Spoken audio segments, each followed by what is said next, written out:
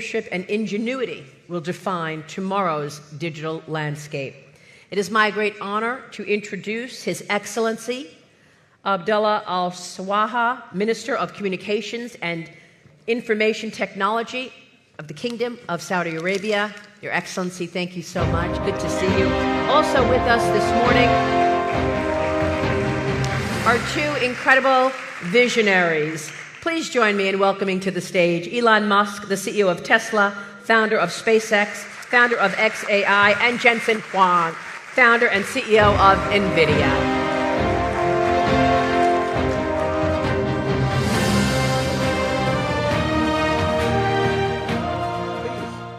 Please have a seat. Now I'm sure we can do a bigger round of applause for one of the greatest two leaders of our history. Let's go ahead. So we're talking about, I lost count, $7 to $8 trillion worth of market cap, comp, I lost count. But right now, we're here to celebrate a historic moment. A moment that yesterday during the dinner, and thank you for joining us under the patronage of the Honorable President and His Royal Highness the Crown Prince Musaidi, where we had the pleasure to hear it firsthand. This is the greatest alliance between the Kingdom of Saudi Arabia and the United States, where we have joined hands and you have helped us build our energy-based economy, fueling and energizing the industrial age, and now fast forward, going to the intelligence age, where we can fuel AI factories, robotics, AVs, and all of the rest. Speaking of that, let's start with you, Elon, if you don't mind, Jensen. Feel free to chime in. You have a big fascination of something all of us have admired, first-order thinking, which Jensen sometimes calls first-order scaling, which is an opportunity for how you have dropped the cost of batteries from $1,000 per kilowatt hour to sub $100. And right now you're doing the same thing with robotics for actuators with servo rotors and motors. So I want to hear from you, how do you manage to always disrupt every single industry with that thinking? Well, it's mostly not disruption, it's creation. So with, say, SpaceX, with reusable rockets, there really weren't any reusable rockets. But the essence of revolutionizing space travel is reusability. If you throw the rocket away every time, the cost of access to space is extremely high. With respect to electric cars, there weren't any electric cars when we started making them, really. You couldn't buy any, to the best of my knowledge. So with Tesla, we wanted to make electric cars compelling and affordable. That was the goal. With respect to humanoid robotics, there are no useful humanoid robots at this point. There are sort of gimmicks, but there are no actually useful humanoid robots. And I think Tesla's going to make the first actually useful humanoid robots. And this will be quite a revolution, and I think something that everyone will want. Because I always think of, like, who wouldn't want their own personal C-3PO R2-D2? Oh, yeah? Of course. Everyone would want one, right? And then there would be many in industry providing products and services. This is why I say that humanoid robots will be the biggest industry, or the biggest product ever.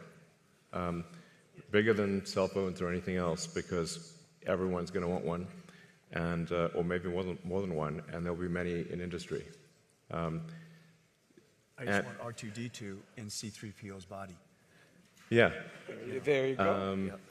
Well, a humanoid robot would be better than R2-D2 and C-3PO combined times 10. Yeah. So people often talk about sort of eliminating poverty and that kind of thing, but really how long have they been talking about that? There's lots of talk. There's lots of NGOs sort of trying to do these things, but really not succeeding. And the evidence speaks for itself. But AI and humanoid robots will actually eliminate poverty. And Tesla won't be the only one that makes them. I think Tesla will pioneer this, but there will be many other companies that make humanoid robots. But there is only basically one way to make everyone wealthy, and that is AI and robotics. And we can't talk about robotics without AI factories. And yesterday was such a historic day for the two nations, but also for all of us, where we celebrate the AI strategic partnership with the U.S., signed, witnessed by the Honorable President and His Royal Highness, about how we are committing our capital, energy, land to energize the AI U.S. ecosystem, to be able to build inference node, training nodes, and to be the most AI-enabled nation. With that announcement, tell me what's next in AI factories, Jensen? There's a beautiful story about how Saudi Arabia is building AI refineries and now building or oil refineries to AI factories. I love that. I've said that AI is an infrastructure, and the reason for that, of course, we understand AI from the perspective of the technology and how it's revolutionizing every industry. Digital intelligence, of course, has applications into every field. And so it's going to be used by every company, every industry, every country. In that way, it's foundational, and therefore it's part of infrastructure. What is new about AI from a computer science perspective is that the way computing was done in the past was largely retrieval-based computing. Mm-hmm. Somebody typed in a story, or somebody created a piece of art, or came up with 4 versions of a digital ad, or it's all pre-built by somebody, which is then using a system to retrieve the appropriate version for you. It's a retrieval-based computing model. Hadoop and many of the frameworks and operating systems of the past, all designed to retrieve the appropriate information for you. But today, software is going to be generated in real time. It's generative. Based on the context, based on the circumstance, based on who you are, based on the problem you asked, based on your prompt, it will generate unique content for you. Every single time, for everybody, it's unique. When you use Grok, every time you use it is different. Just based on the right, based on the prompt that you give it, and based on the circumstance, and so therefore, it used to be retrieval based. Today, it's generative, and if it's generative, then and every time is different, then you need AI factories all over the world to generate the content in real time, which is the reason why you need AI factories. And this is a unique way of doing computation, but the benefit, of course, is that everything isn't preconceived and pre-documented, and it's contextually sensible and therefore intelligent. So AI factories and robotics, and we heard it yesterday from His Royal Highness, his vision, how to augment our workforce with roughly tens of millions of robotics to be able to infuse the next wave of productivity and progress. But this scares a lot of folks here when it comes to the future of jobs. So let's hear about your thoughts, Elon and Jensen, on that. Sure. Well, if you say, like, in the long term, where will things end up? Long term, I don't know what long term is. Maybe it's 10, 20 years, something like that. For me, that's long term. My prediction is that work will be optional. Optional? Optional. So... We'll take that. Yeah. I mean, it'll be like playing sports or a video game or something like that. If you want to work, in the same way, like you can go to the store and just buy some vegetables, or you could grow vegetables in your backyard. It's much harder to grow vegetables in your backyard, but some people still do it because they like growing vegetables. That will be what work is like, optional. Now, between now and then, there's actually a lot of work to get to that point. Mm-hmm. I always recommend people read Ian Banks' culture books to get a sense for what a probable positive AI future is like. And interestingly, in those books, money doesn't exist. It's kind of interesting. And my guess is, if you go out long enough, assuming there's a continued improvement in AI and robotics, which seems likely, the money will stop being relevant at some point in the future. Now, there will still be constraints on power, like electricity and mass. The fundamental physics elements will still be constraints. But I think at some point, currency becomes irrelevant. Jensen, any thoughts? By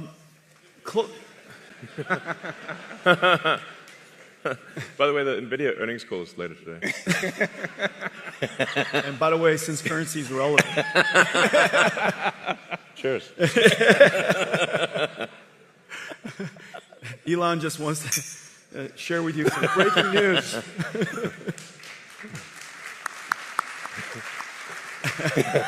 The two of us would like to share some breaking news.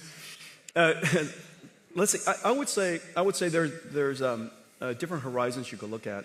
Everybody's jobs will be different. I think that's for sure. How the students learn will be different. How people do their work will be different, obviously, because a lot of the things that we do mundanely or arduously or very difficultly are going to be done very simply.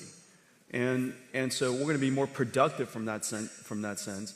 One of the things that I will say is that for most people or a company, if your life becomes more productive, and if the things that you're doing with great difficulty become simpler, it is very likely, because you have so many ideas, you'll have more time to go pursue things. It is my guess that Elon will be busier as a result of AI. I'm going to be busier as a result of AI. And the reason for that is because we have so many ideas we want to pursue, so many things that we still have in our backlog inside our company that we can go pursue. If we were more productive, we can get to those things faster. And so in the near term, I would say that there's every evidence that we will be more productive and yet still be busier because we have so many ideas. One thing that I will say, give you some evidence, is that, and I was just telling Elon about this earlier, radiology, for example, has largely been converted to AI-driven radiology, and there's some really great companies doing that. And the surprising thing is the prediction that all radiologists would be the first jobs to go was exactly the opposite. The trend shows that there are more radiologists being hired now as a result of AI. And the reason for that, if you take a step back, it's because the goal of a radiologist is not to study the images. The goal of a radiologist is to diagnose a disease. Now the studying of the images became so productive, they could study more images, study more modalities, spend more time with the patients. And as a result, they're actually accepting more patients. We're doing more radiology all around the world. We're doing a better job with diagnosing disease. And so that's kind of the near-term outcome of AI and productivity. And we'll see what happens long-term. You know, when currency doesn't matter anymore, just, let me know right before. You'll see it coming. You'll see it coming. We text often, so just yeah, we do. Yeah, just text it out. Well, let me know. I kind of agree with both of you, because if you look at every technological trend, every general purpose technology has been net new positive for the globe, for humanity, and so forth. And let me share with you two case studies. And Your Excellency, I think it's precisely the reason for that is because all the great ideas from innovators like Elon, you have so many good ideas that and AI, Jensen as well. Yeah, well, Indeed. Thank you. So let me share with you two stories from two Saudi innovators in collaboration with a lot of the great work that NVIDIA does, that Grok does. One is Professor Omar Yagi. All right. Let me say that again. One is Professor Omar Yagi, who is... I might need to move the mic. All right. Cool. Here, come on, we'll share this one. All right. So now... Get closer. Let's try this one more time. So one of them is Professor Omar Yagi, who's the first American Saudi to win a Nobel Prize in creating new chemistry. And the way he has done that, he has leveraged your AI accelerators and models like Grok to be able to create new chemistry when it comes to metal organic frameworks. Those are metal ions that are positively charged with organic linkers to be able to effectively create a sponge with 0.33 nanometers pores to capture water from air and also to capture carbon dioxide. The second story has also to do with AI, accelerated by NVIDIA, and with models like Grok, which is nanopalm, which is effectively creating a nanorobot 500 nanometers by 1,000 nanometers to be able to do gene editing, leveraging the CRISPR technology to take out sickle cell disease. Now, in both these instances, they originated 20 years ago in research, but AI was able to really accelerate the outcomes and the outputs such that we can move into new value pools. So I think with every technological trend, humanity is going to always manage to shift to new value pools when it comes to workforce and productivity. But we have some great announcements to talk about here today. Let's begin with you, Elon, the things that we're doing with XAI. Yeah, we're excited to announce that we're doing a 500 megawatt. 500 megawatt. 500 megawatt, yeah. We're doing 500, we're doing 500 megawatts. Sorry, Not there's... quite, Yeah, no, there's 500 gigawatt one, we'll have to wait. That'll be $8 bazillion trillion. Stop that.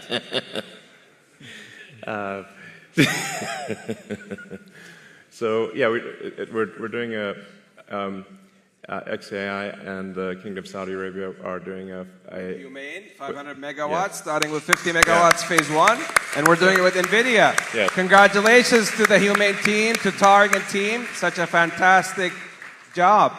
Jensen, I think we're also doing some great announcements this week. We are? Yeah. We're announcing all kinds of things. Our partnership with Humane is going incredibly well. First of all, we work together to get this company started and off the ground, and just got an incredible customer with Elon. Could you imagine a startup company, approximately $0 billion in revenues, now going to build a data center for Elon? 500 megawatts is gigantic. This company is off the charts right away. In addition to that, we're working AWS, as you know, is also Congratulations to the Humane team with AWS, starting with 100 megawatts with a gigawatt ambition and counting. So AWS is also coming to Humane. We're working with Humane on Omniverse digital twins. As you know, that AI is not just, just agentic AI and chatbots and cognitive AI is incredibly important to the world. But AI applies to everything, chemicals and proteins and genes and physics and fluid dynamics and particles and, of course, robotics and activation. And we created this world called Omniverse where robots can learn how to be good robots. And it's physically based, it obeys the laws of physics, and so robots can learn in these environments. And we're working with Humane to apply Omniverse to all kinds of digital factories and robotics and warehouses and things like that. And so that's another. We're also working in Saudi Arabia to build supercomputers to simulate quantum computers, and using our computers to be the controller and the error correction, quantum error correction, requires an enormous amount of computation, and so we're doing a lot of great work there too. So a big partnership with Humane. They're off the charts, off the ground and off the charts at the same time. This is how we walk the talk in the Kingdom of Saudi Arabia in partnership with the U.S. Yesterday, the President and His Royal Highness announced the AI strategic framework and partnership. Today, we're going big with Elon and Jensen. So thank you for those opportunities. Now, they told me I have time for two last questions. So last night at the dinner, I got a number of questions because it seems that the schedule leaked. And everybody was giving me hints about the last two questions I'm going to do. So the first one was for you, Elon. And there's a big one for you, Jensen. So prepare for that one. AI in space, is that possible? Yes. If civilization continues, which it probably will, then AI in space is inevitable.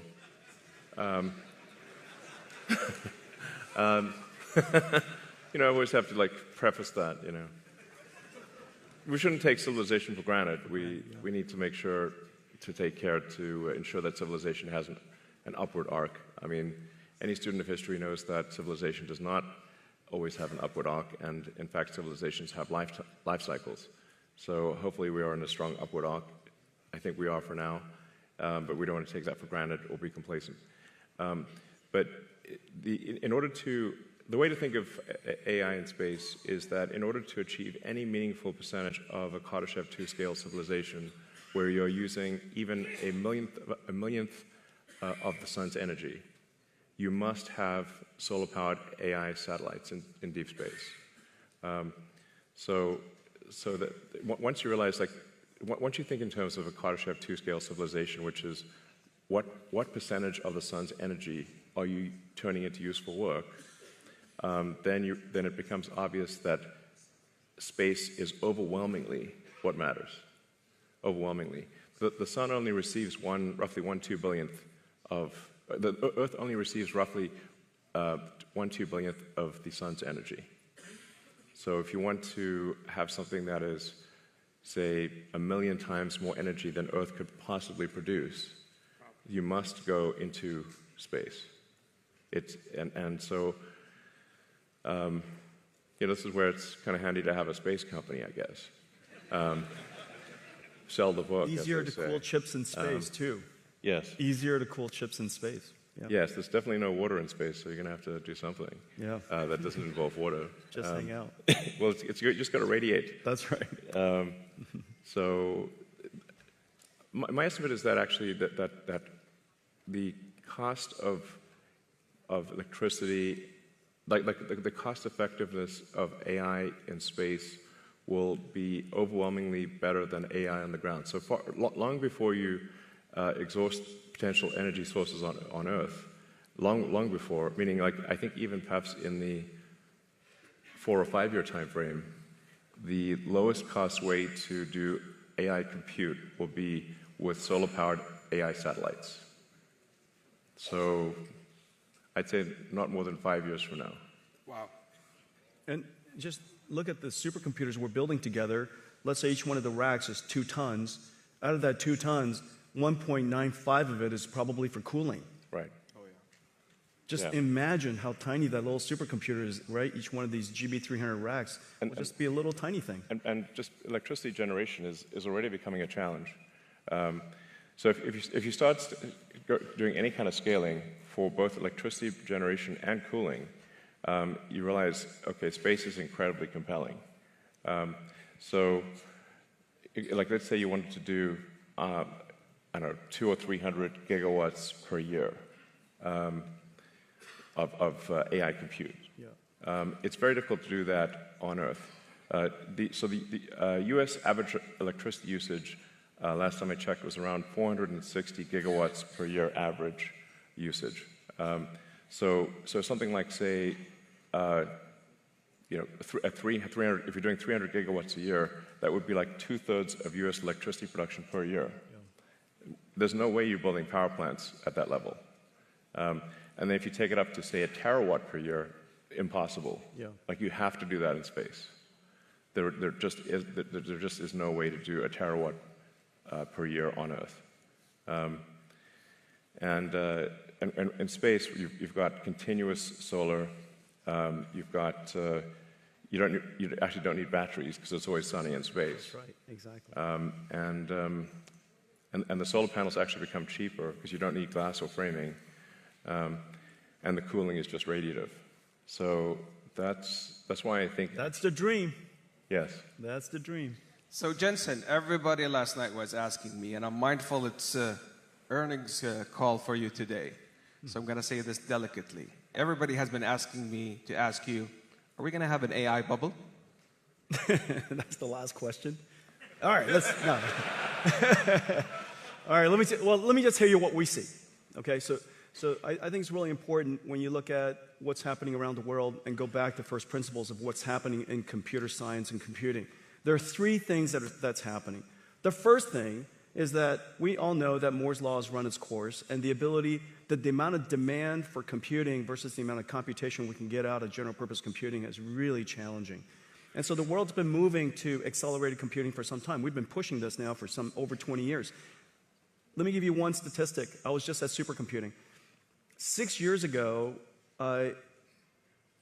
CPUs were 90% of the world's supercomputers, top 500 supercomputers. 6 years ago. This year, less than 15%. Went from 90% to 10%, and meanwhile, accelerated computing went from the other way, 10% to now 90%. Okay, so you're seeing that inflection point, the transition in high-performance computing from general-purpose computing to accelerated computing.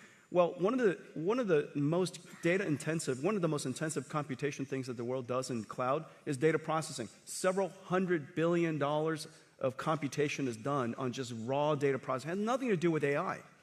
Just SQL processing, data frames, everybody's names, address, their sex, their age, where they live, how much money they make. All of that sits into a data frame, and that data frame drives the world today, whether it's in banking or whether it's in credit cards or, of course, e-commerce and everything from ad recommendation. And everything is driven off of that data frame. That data frame costs hundreds of billions of dollars to go compute. And so that's the number one thing, end of Moore's law. The second thing is generative AI. What the most important application of the last 15 years is called REXs, recommender systems. How do we know what information to recommend to us in a social feed? How do you know what ad to recommend to somebody, what book to recommend, what movie to recommend? The internet is so gigantic, without a recommender system, that little tiny phone of us will have no chance of ever seeing the right information. That REXs is the engine of the internet today. That's going generative AI. It used to be running on CPUs, now it runs on GPUs. Which then says the third thing, if you just look at those two applications, many of the internet companies can build an enormous number of GPU supercomputers just doing that. Of course, then it creates the third opportunity on top of it, which is agentic AI. This is Grok, and this is OpenAI, this is Anthropic, this is Gemini. Agentic AI sits on top of that. But don't forget to think about what is happening underneath what everybody sees as AI today. There's a whole movement of computing from general purpose computing to accelerated computing. And that, if you take that into consideration, you'll come to the conclusion that, in fact, what is left over to fuel that revolutionary agentic AI is not only substantially less than you thought, and all of it justified. Well, I was just informed by the team that my boss and your bosses is going to talk next, the Honorable President and His Royal Highness the Crown Prince, and hence we ran out of time. But in essence, this is so much love for you, Elon, and Jensen. But this, in essence, is a 92 alliance that shifted from energy to digital to the intelligence age, powered by pioneers such as Elon and Jensen, to serve humanity and create on a net new basis new economies, new jobs, and a better future for humanity, powered by the Kingdom of Saudi Arabia and the United States. Thank you for a lifetime partnership and friendship. Thank you, Elon. Thank you, Jensen. Thank you. you. All right.